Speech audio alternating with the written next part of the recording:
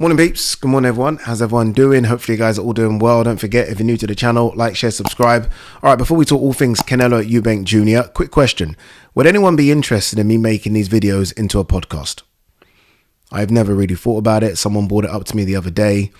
I do listen to a lot of podcasts myself, but they're like an hour long. I think my average video is about 10 to 15 minutes max. Sometimes they go a bit longer. And I've always felt that was a bit too short to turn into a podcast. But look, it's easy done. So if you are interested, if you want these videos as a podcast, leave a comment below and we'll get it done. And a second thing, we are going to do the video to win all this equipment, a lot more than the mic. There's so much going on. I've got all the equipment over here. We're going to do that video tomorrow, explaining how you can win it all. I'm trying to decide what the question is still. I still haven't thought about it, people. I can't lie to you. But I do want to do the video because if I don't, I'm going to forget and we're not going to give it away and it's just sitting there. So yeah, that video will be out tomorrow. But regarding the podcast, again, just say something in the comment section if you are interested and we can get that shit popping straight away. All right, let's talk Chris Eubank Jr., Canelo. Talks restart about Saul Canelo Alvarez and a Chris Eubank Jr. showdown. What are your thoughts on this? My initial thoughts were, okay, it's true. I mean, it's not bullshit. I've checked. I've spoken to my sources and they have confirmed this is true. Now, what talks restart means, I guess, is a bit vague, right? What does that mean? I mean, we're not privy to this, are we? Fights are made, but we have no idea how long it takes to make those fights, what's in the contract. It could just be a case of, Chris, are you still interested? Yes. Okay, cool. We'll come back to you. It could literally be that small. Chris was definitely spoken to by Canelo's team prior to Canelo choosing Belanga. So he's in the thinking, which, I mean, look, that alone is, I guess, a win for Chris Eubank Jr., right? I mean, say what you want about Canelo no longer being Canelo in terms of the pound for pound king. Canelo's still the biggest name in boxing. And I mean, if he's picking you as a possible opponent, I mean, it's all good. It's all good, right? Do I think it will happen? I'm not sure, you know.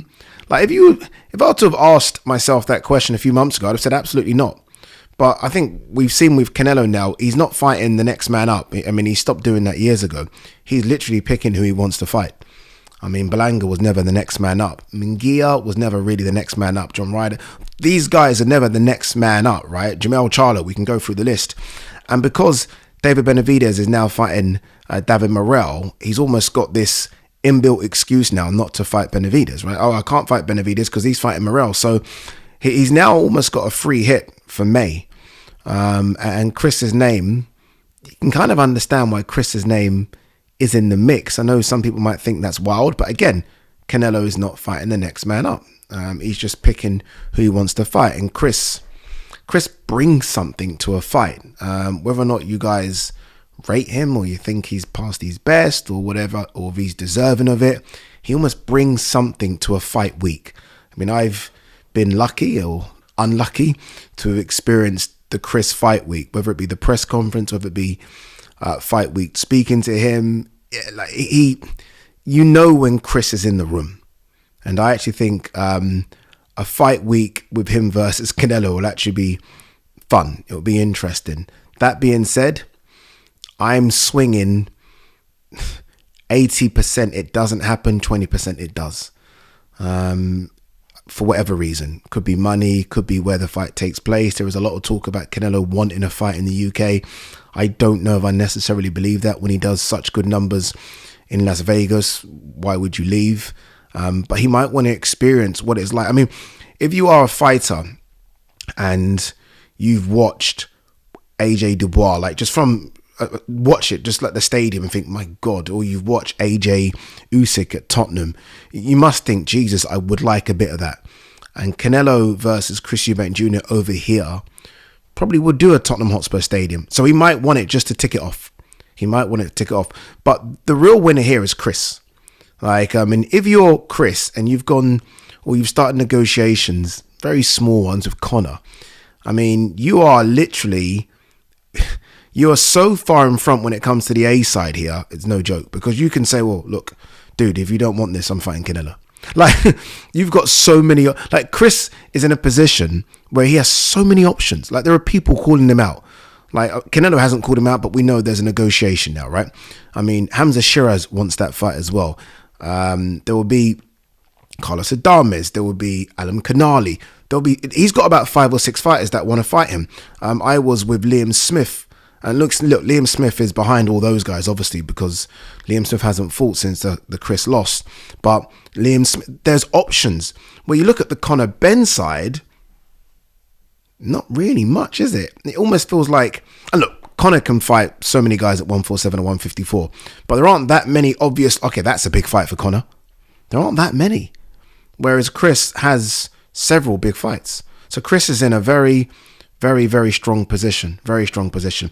I did see the comments when this was released, like Canelo fighting Chris. There were so many comments about, bullshit, it's not true. No, guys, it's true. It's true. Conversations have started. Again, what those conversations are and how far I feel. I mean, the Canelo fight, if he's fighting May, which I'm sure he will, we're months away. But again, I think it's a conversation of, are you interested? This is the figure.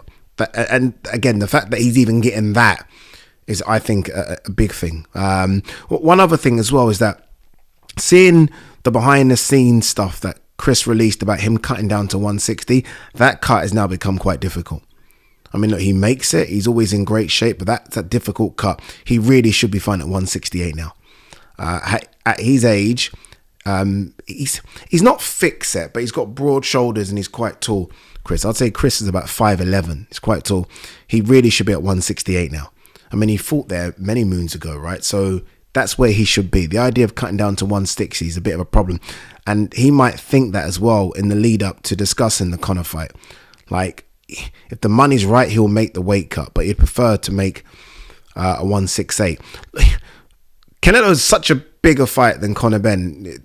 It's unreal. It's such a bigger fight. But he might look at the risk reward here. He might think, okay, Conor Benn is not as much money, but it's Conor Benn and I beat Conor Benn easy. This is maybe he's thinking. Whereas Canelo is, yes, it's big money. Yes, it's a high profile fight, but realistically, I don't give him a prayer in the Canelo fight. I'm being very true. So he might look at the risk reward and think, okay, fuck it, let's go Conor. But look, there are options for him. I mean, Terence Crawford's name's not going away as well. So there are options. And because Canelo's options aren't that vast anymore, at least in terms of superstar names, you can kind of understand why Chris is being thought of as an opponent. Whether wrongly or rightly, you can kind of understand. All right. You know what I didn't speak about? Gervonta Davis, Lamont Roach. Looks like that's done in terms of not happening for December anymore. And I've read somewhere that it's likely to move to the Morrell Benavidez fight card. So it'd be interesting. Look, Morrell Benavidez is a bigger fight than Tank Lamont Roach, but obviously it's Tank. So it looks like those guys might move to co-main. I think that the biggest issue with Tank, and I think Eddie spoke about this as well, Tank now has his number. He's got his number, right? This is what I fight for. The problem is, this is why boxing's in a weird place, because I think, I hate to say this, but I do think some fighters are being overpaid and the numbers just don't make sense. The numbers just don't make sense. And like gate revenue plus pay-per-view, and you hear what these fighters are getting paid and you're like, I'm not an accountant, but that card is working at a loss. And I do wonder with Gervonta Lamont Roach, if Gervonta's guarantee is fucking, I don't know, let's just say 8 figures, you know how many pay-per-view buys that has to do? And it ain't doing that. It ain't doing that. So, yeah, it's going to be very interesting what happens with that. But I do think it going on that card makes a bit more sense. But I guess there could be a question of Gervonta reducing that guarantee, or Gervonta somehow taking an agreement where he makes what the pay-per-view makes or something. I don't know. Will Vasily Lomachenko fight again? Money is not the motivation. I don't know what the motivation is then, because obviously what is it? Because he's already won belts. I mean, what is it? I don't know what it is then.